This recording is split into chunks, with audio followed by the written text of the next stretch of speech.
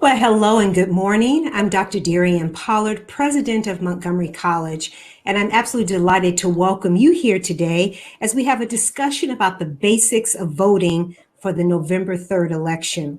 As a college president, obviously my job is to ensure that our students are prepared for life after MC, being that in going to a transfer institution or going directly into the world of work, and to make sure that they have the skills necessary for that.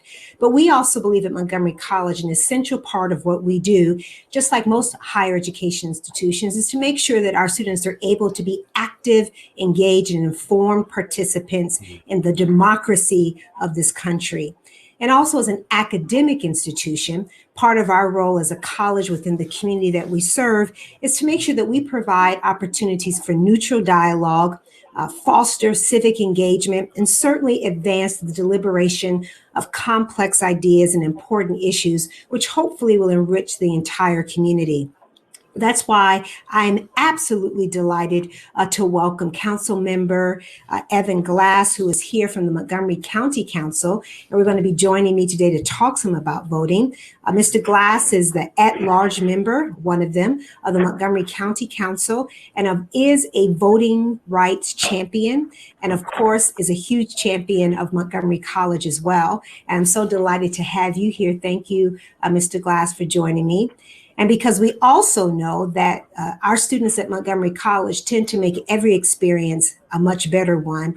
We have two of our outstanding Montgomery College students joining us here today. Jonathan Spires, who's a student at our Tacoma Park Silver Spring campus, who's going to talk about his experience as a voter. And then we have Leon Samore, who serves as one of our several student ambassadors for MC Votes, a nonpartisan group of students, faculty, and staff who are doing incredible work to ensure that members of the college community are engaged around the issues of voting and are certainly encouraged to take part in this year's election. So I'm going to get started with a series of questions I ask you, our audience on Facebook Live, to certainly pose them, and we'll respond to them along the way. But I also want to get started by asking Mr. Glass this very important question. Certainly as an educational institution, Montgomery College wants to help our students not only earn a degree or certificate, but to gain a better understanding of how to be informed as community members. So I'll ask you, Mr. Glass, let's start with this general question of what are your insights on voting, and why is it so important that we engage members of the college community and the broader community around issues of voting? Well, good morning, Dr. Pollard, and thank you for having me and for having this really important conversation about voting, about the election, and about our democracy, because at the heart of it, voting is all about democracy. And as citizens, we are empowered to have a voice in the way that our community, states, and even our nation work. We are all focused right now on the White House and on Congress, what's happening at Pennsylvania Avenue. But when we look back home, it's here on Georgia Avenue and Connecticut Avenue and Rockville Pike, Hungerford Drive, where our daily quality of life is measured with our Board of Education, our state treasurer, our county council, and other locally elected officials. And so we really have to pay attention and participate in voting, particularly in our communities and the local decisions that we make, because that does affect every one of us in our daily quality of life. And there are a number of issues that are really local, like police reform and elections for state attorney or attorney general.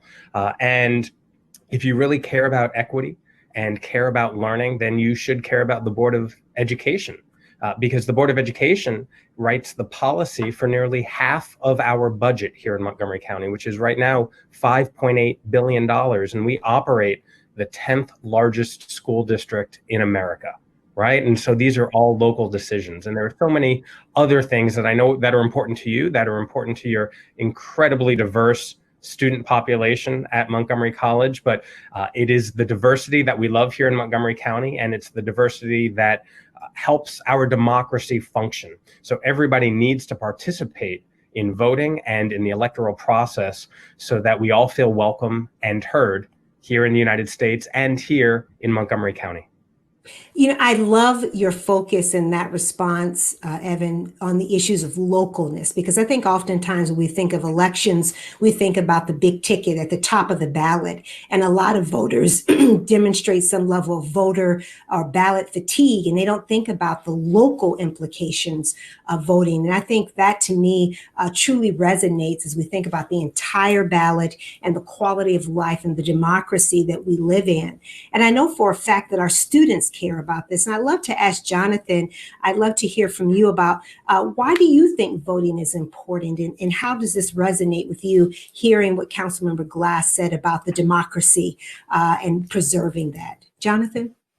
Yeah, so thank you for having me, Dr. Pollard. I count it an honor and a privilege to be here and to be able to speak about voting, especially. So voting is our right, and it's one we must exercise. So when I vote, I honor those before me who were denied that right. It's one of the few manifestations of social power that we can wield as citizens. It also sets a precedent for others in our community, not only to have faith in our communal power, but also to be active in our pursuit for justice and equality and liberty, and for our own community. So voting gives everyone a chance to create peace in our society, especially for those who experience no peace or no protection or power. So it's our individual power activated and directed toward the very goal of changing our world as a people into a better place, a place we can all have a say. And you gave me chills. You literally gave me chills as you were speaking, Jonathan, this idea of communal power and the manifestation of legacy, because that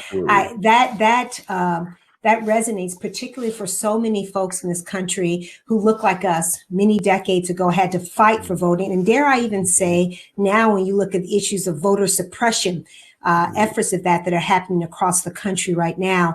This idea that voting is not something that you have the privilege of doing. You have a right to do it. It's something that each of us should be called to do. And that resonates so much with me. I'd love to ask you, Mr. Glass, hearing Jonathan talk about what voting means to him, can you talk a little bit about the eligibility to vote? Because I think a lot of people think that voting is something that us older folks do, but what we're seeing right now in this country, that's not the case at all. Well, it's really simple. Every United States citizen who is going to be 18 on November 3rd is eligible to vote. So no ifs, ands, or buts, no excuses. If you are a United States citizen and you will be 18 by Election Day, November 3rd, you got to register and you got to vote because you're eligible and we need your voice. So what are the steps a person needs to take in order to become a voter? So it's rather simple. So today is the deadline. October 13th is the deadline to register to vote. And you can go to the Board of Elections website. Make sure you have a state ID, whether it's a driver's license or some other state ID, and you can go on and register electronically. And if by chance you or your family member, your roommate, your BFF, whomever doesn't do it today, they can go in person next week when early voting starts and register in person. But you're going to have to wait in line. So it's a lot easier to do it by today online.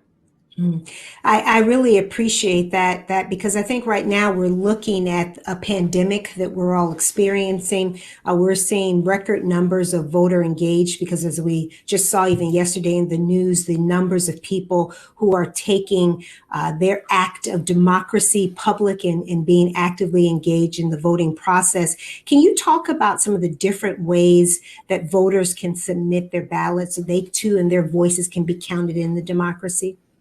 Absolutely. There are a number of ways people can vote. The easiest and simplest right now is to go online and request a mail-in ballot.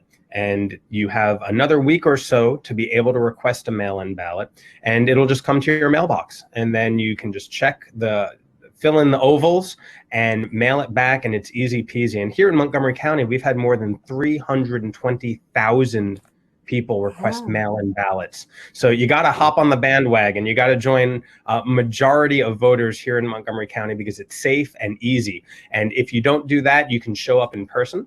You can do early voting, which starts again in little more than 10 days or so. And then there's election day itself. But in both of those instances, you're going to have to expect long lines because we have to socially distance. We have to make sure that everybody is safe when they go through the process. So again, the easiest way is to request a mail-in ballot, and you can do that by going to 777vote.org.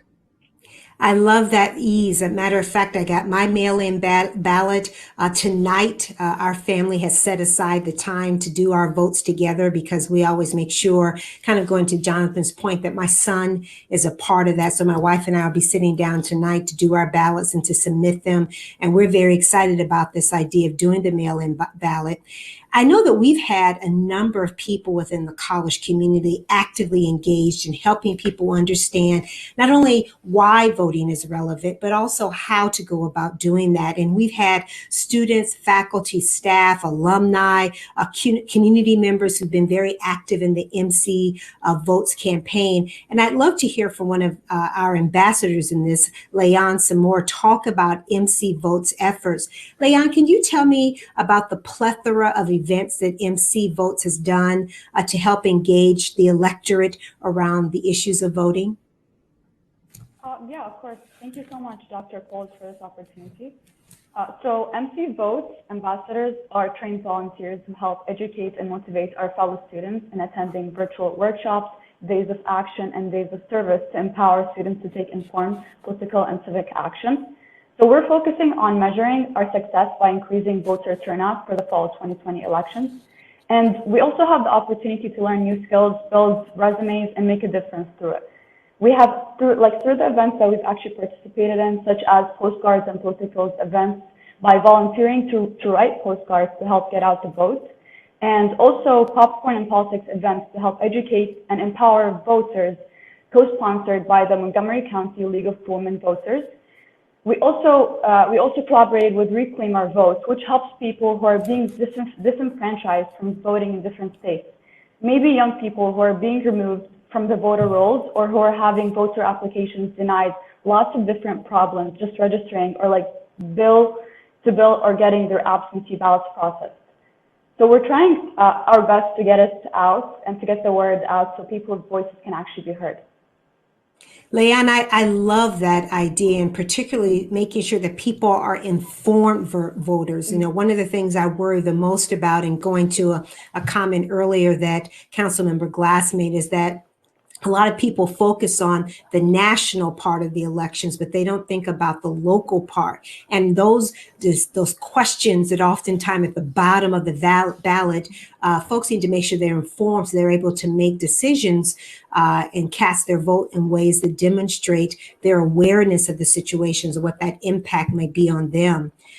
For me, voting has always been a powerful ritual in my family. I remember early as a child growing up on the south side of Chicago, where I would go with my father to vote. And he oftentimes would leave us right outside the ballot booth because he said that a vote is a very private thing.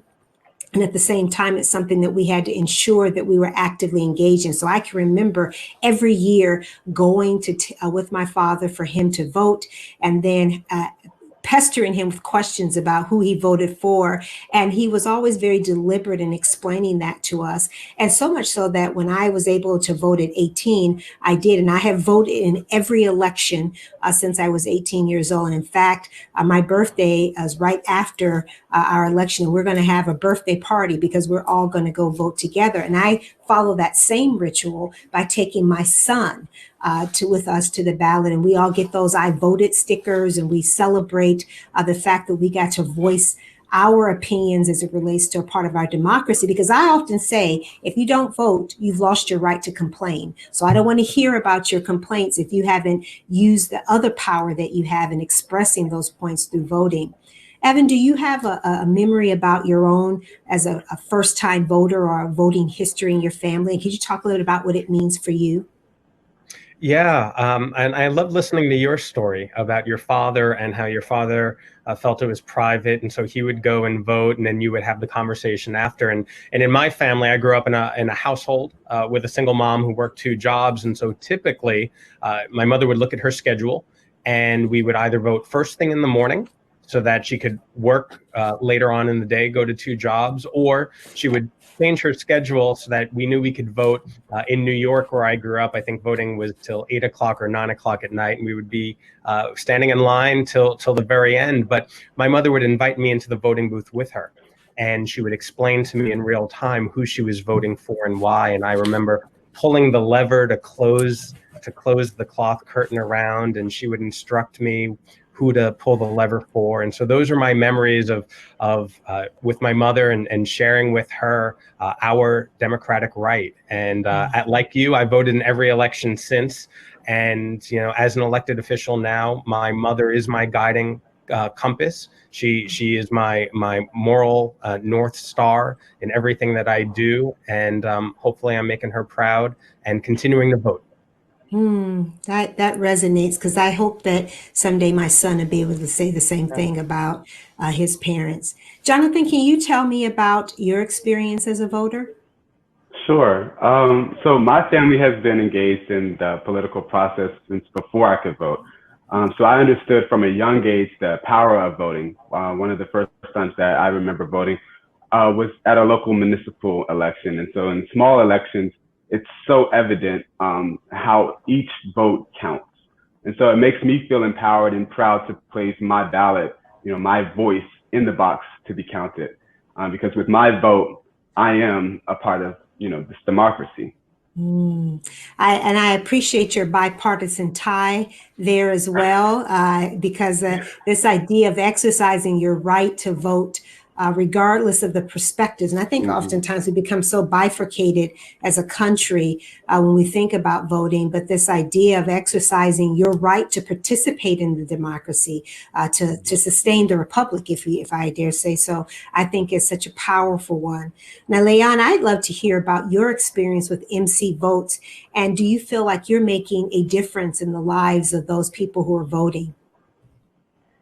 So I'm an international student, so I'm unfortunately not eligible to vote, but this actually means more to me because of this reason. And it's a great way for me to reach out to a network of professors or other students and neighbors and encourage them to vote on my behalf and help encourage others to take a part in democracy, since this is the most important election of our lives. For example, like the time when I actually talked to a fellow student and helped her to find the website to register to vote, which is her right, and it makes a difference to this election. I really appreciate that idea that as an international student, I think you bring a very unique perspective about what voting means in this country, and your willingness to engage your peers and members of our community, I think it is a powerful one. I want to ask one question though, as I'm sitting here thinking about all of us talking about the power of voting and why we engage in voting.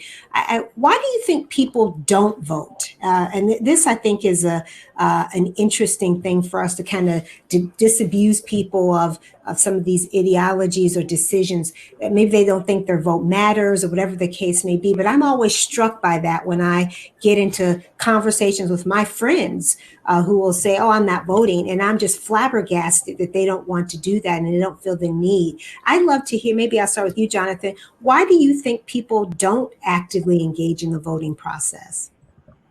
Yeah, so I think that's a really great conversation that we need to constantly have. I think it's a conversation that we should have throughout the year, and as a matter of fact, because I like to have that argument and play the devil's advocate on each side, because there are many people who believe that regardless of who the candidate is or who the winner is, right, that they're not going to serve our community or they're not going to serve in our interests. And you can say that you identify as a Democrat or Republican, but if you look at the history and you look at the current circumstances, there's no guarantee that what you have an interest in or what your goals are as a civilian, as a citizen of this country, will actually come to pass or be taken into consideration. So that plays a huge role into why a lot of people choose not to vote, because they don't like either candidate.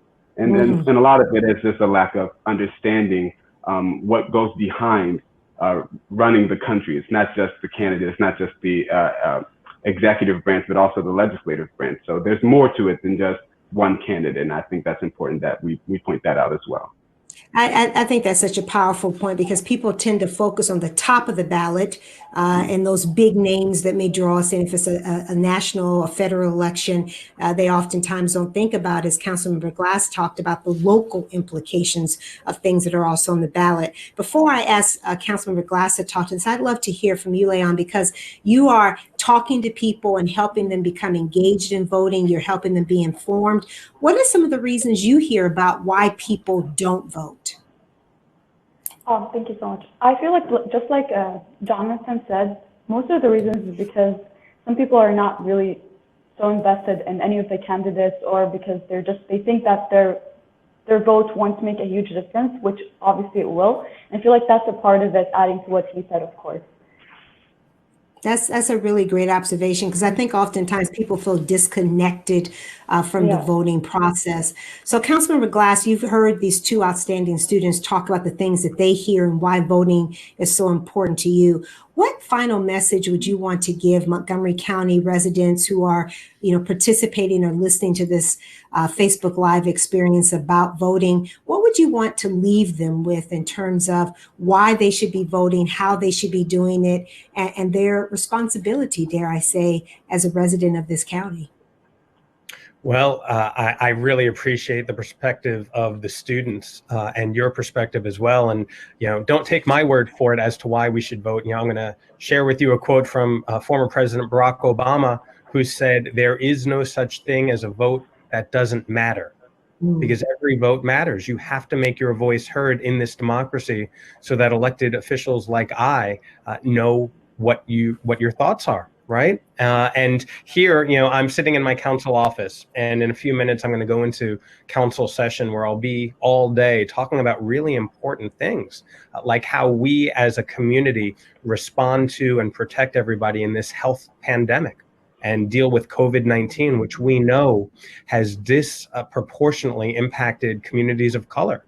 And so I and my colleagues are doing everything that we can to make sure that everybody here is healthy and safe, and that they are financially secure as best as they can be right now. And that is a local issue. And then also later in the day, after lunch, we're going to be talking about energy policy and how here in Montgomery County, we can participate in the effort to stop global warming by looking at solar panels within our community.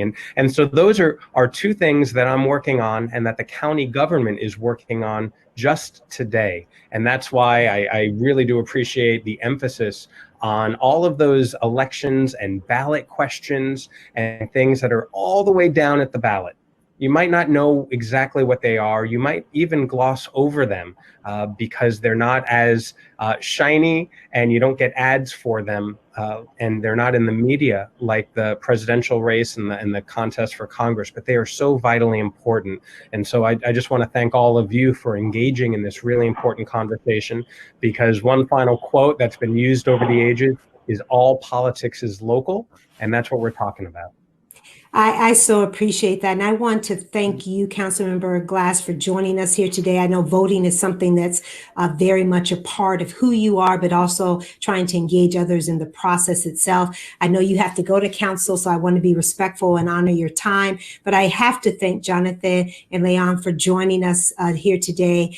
You all represent not only the future, but the present, and your informed ability to help people stay engaged, your commitment to that makes my heart happy, and it makes me so proud that you are Montgomery College students and you are actively engaged in the communities in which you live. I want to thank our audience for joining us today. I hope that you gained something from this experience about why people vote, why you should vote, but more importantly, those processes that you can engage in today to make sure you're registered, but also to get informed so that you can make decisions that not only affect federal policy and legislation, but affect local as well. I want to thank everyone for joining us here today, and remember to use your voice, register and vote, be informed, be empowered, be represented, and most importantly, be well. Thank you all and take care.